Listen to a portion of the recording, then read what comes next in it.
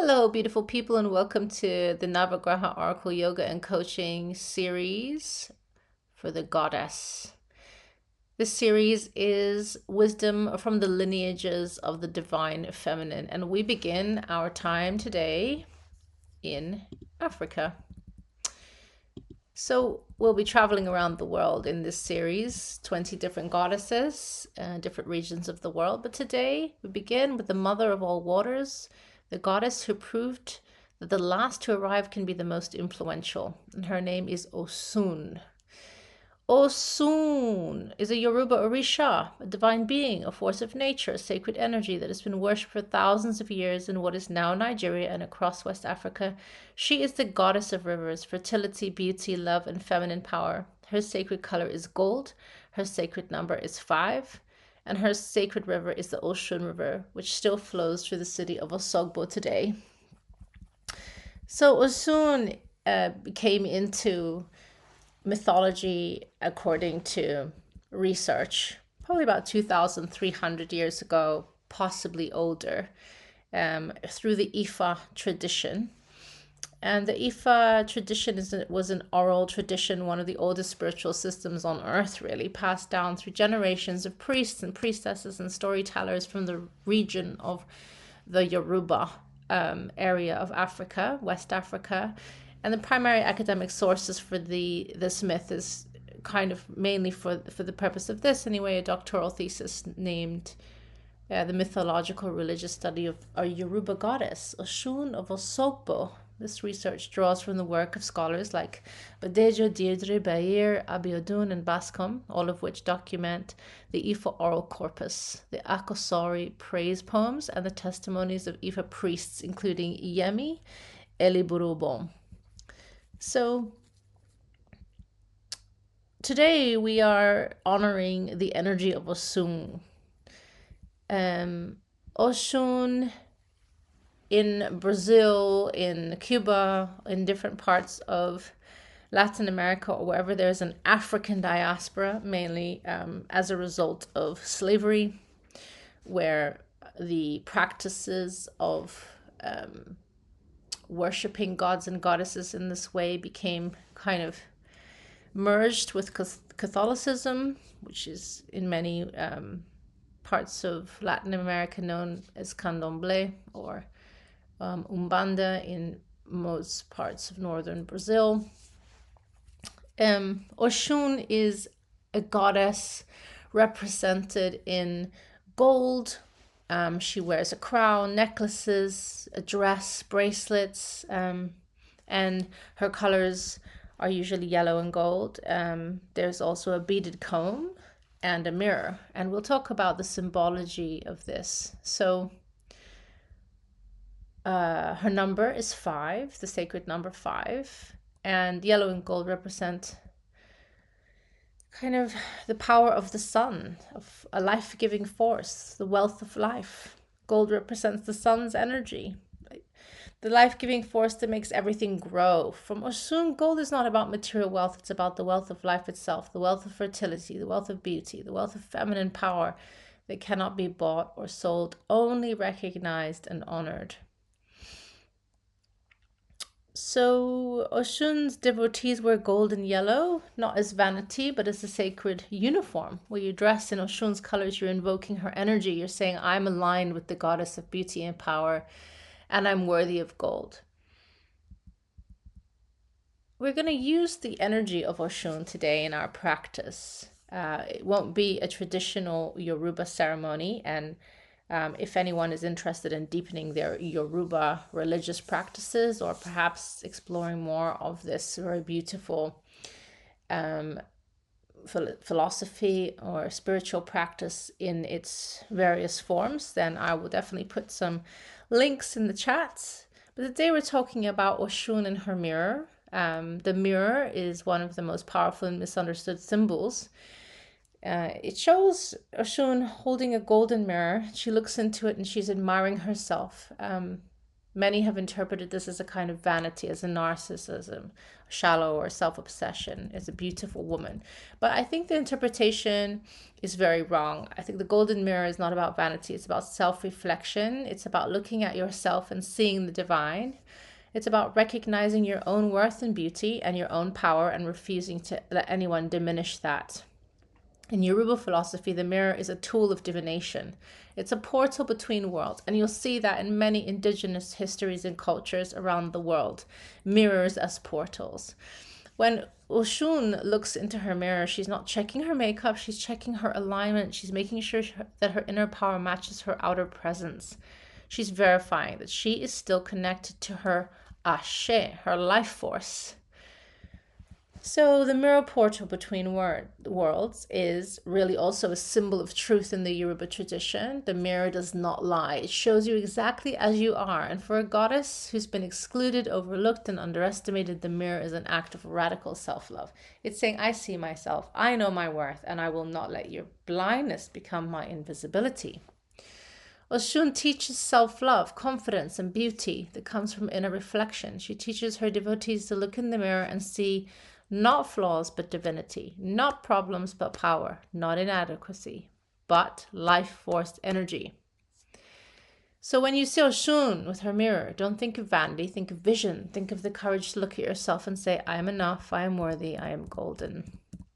So for the modern problem of feeling invisible, perhaps you've been told you're too much, too little, being overlooked, you're feeling like you are in a room but nobody's seeing you, you feel like you're a mother who's lost herself with just being a parent, or mother, or losing her sense of self in her identity separate to motherhood. Maybe you're a creative, you've buried your art because someone told you it's not practical. Maybe you're a woman who's been told explicitly or implicitly that your body, your emotions, your intuition, your cycles, are problems to be managed and not powers to be honored. The modern world is full of spaces where the feminine is excluded, and even spiritual communities that claim to honor the divine feminine still center masculine frameworks. So we are kind of honoring Oshun in this episode to help us overcome burnout and anxiety, an epidemic of women who are exhausted from carrying everything and being credited for nothing, who are maybe seeing a drying up of creativity, a loss of pleasure, a numbness that comes from being told your feelings are too much. Whatever it may be, Oshun's myth is not ancient history. It's happening right now in our bodies, in our relationships, and in our work. So the promise of Osun is that you do not need to be included. You do not need to shout to be heard. You need to remember your own life force, the power that flows through you like a river, irresistible, life-giving, and essential. When you remember your ashe, the world must adjust. So today we're going to go through a really nice personal ritual. Before I begin, I want to honor the Yoruba people and their living spiritual tradition. The worship of Oshun is an ancient and ongoing practice, primarily maintained by initiated priests and priestesses in Nigeria, Cuba, Brazil, and wherever the diaspora can be found. What we're doing today is a personal spiritual practice inspired by Oshun's teachings. It's not a formal religious ceremony. If you feel called to deepen your connection to Yoruba spirituality, as I mentioned, I encourage you to seek out initiated practitioners and teachers who can guide you authentically. Today is a personal practice inspired by this Yoruba tradition and to honor the energy of Oshun as a goddess in the Goddess series, to remind us of these thousands and thousands of years old symbols and women who represent something very essential and important in our present day, because much of it has been buried and lost and overwhelmed by other voices. So today is a simple modern practice. Find a quiet place, light your golden candle. The gold represents Oshun's sacred color, the color of the sun on water, the color of honey, the color of your own luminous worth. As you light it, remember that gold has been Oshun's color for 2,300 years, possibly longer, and you're connecting to an ancient lineage of feminine power. Hold your bowl of water in two hands.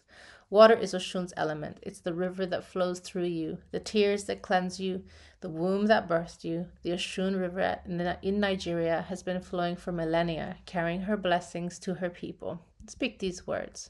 Oshun, Mother of Waters, I honor the river within me. I honor the water within me. Add honey. A spoonful of honey to the water. Watch it swirl and dissolve. Honey is sweetness. It's pleasure. It's the refusal to be bitter even when the world has been bitter to you. In Yoruba tradition, honey is one of Oshun's sacred offerings. It represents the sweetness of life that she brings as you stir, speak, I am sweet, I am worthy of sweetness. My life is honey. I am sweet. I am worthy of sweetness. My life is honey. And for anoint yourself, dip your fingers into the honey water, touch your wrists where the pulse beats, where your life force flows, touch your heart with your truth, touch your throat where your voice wants to be released. And as you anoint each place, speak, I honor the ashe within me. I honor the life force within me. I am essential, I am visible, and I am power. Speak to your reflection in the mirror. I see you. I honor you. You are not invisible. You are Oshun. I see you. I honor you. You are not invisible. You are Oshun. Pour a small amount of the honey water into the earth or into a plant or down the drain with gratitude. This is an offering. You're giving back to the source of life. You are acknowledging that your power comes from something greater than yourself. Whatever you want to call that, your God, your Allah, your Jesus, whoever it may be, but we're just honoring the energy of a great goddess, Oshun, today. Drink a small sip of the remaining water. Receive the sweetness. Let it into your body. Let it become part of you. Let's just breathe deeply.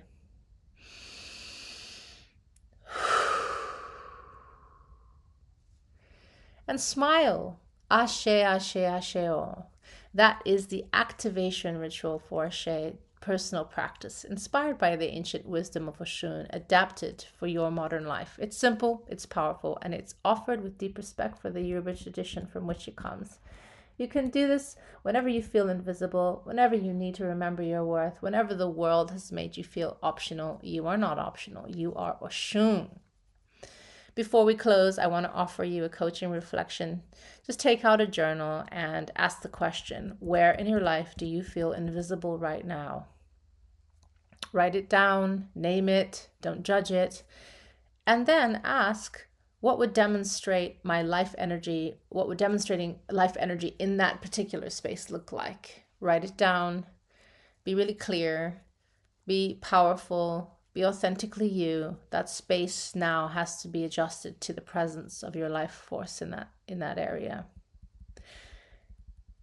So Oshun is not the story from the past. She is the power that lives within you now. She is the river that flows through your veins. She's the gold that shines in your skin. She's the honey that sweetens your words. She's the mirror that reflects your truth.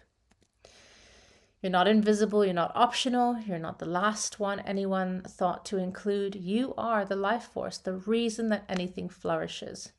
Without Oshun, the female, the feminine energy, nothing flourishes.